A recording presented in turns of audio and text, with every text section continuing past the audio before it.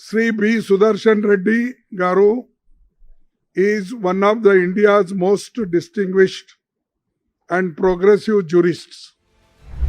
कौन है बी सुदर्शन रेड्डी, जिसको इंडिया गठबंधन ने बनाया उपराष्ट्रपति पद का उम्मीदवार, और क्यों उन्हें उपराष्ट्रपति पद के लिए मैदान में उतारा? आइए जानते हैं। बी सुदर्शन रेड्डी भारत के सुप्रीम कोर्ट के पूर्व न्यायाधीश और गोवा के पहले लोकायुक्त रह चुके हैं।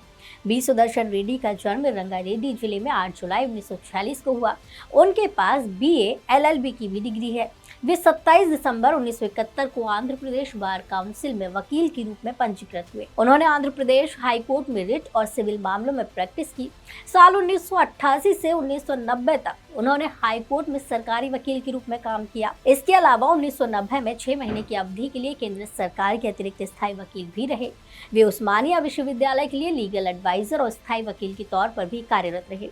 2 मई 1995 को उन्हें आंध्र प्रदेश हाई कोर्ट में स्थायी न्यायाधीश नियुक्त किया गया। इसके बाद 5 दिसंबर 2005 को उन्हें गुवाहाटी हाई कोर्ट का मुख्य न्यायाधीश बनाया गया।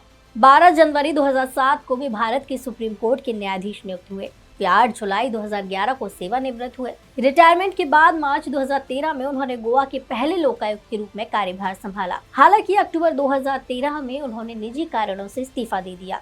सुदर्शन रेड्डी को उपराष्ट्रपति पद के चुनाव के लिए गठबंधन ने मैदान में उतार दिया है, लेकिन इससे पहले कई और नाम थे जिसको लेकर चर्चा चल रही थी। लेकिन आज जब रेड्डी का नाम सामने आया तब सवाल खड़ा हुआ कि क्यों रेड्डी को ही मैदान में उतारा गया। इससे विपक्ष का क्या फायदा है? बता दें, जैसे एनडीए उम्मीदवार राधाकृष्णन की छवि बेदाग मानी जाती है, वैसे ही सुदर्शन रेड्डी का नाम भी विवादों से दूर है। विपक्ष चाहता था कि उपराष्ट्रपति चुनाव में ऐसा ही चेहरा उतारा जाए जिस पर कोई आरोप या कोई दाग ना हो। सुदर्शन रेड्डी का नाम इसलिए भी खास मायने रखता है क्योंकि उनका टीडीपी से पुराना संबंध है।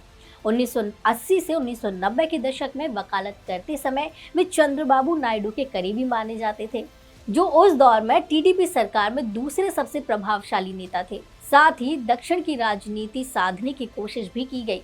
इनका क्षेत्रीय पार्टियों पर भी प्रभाव है।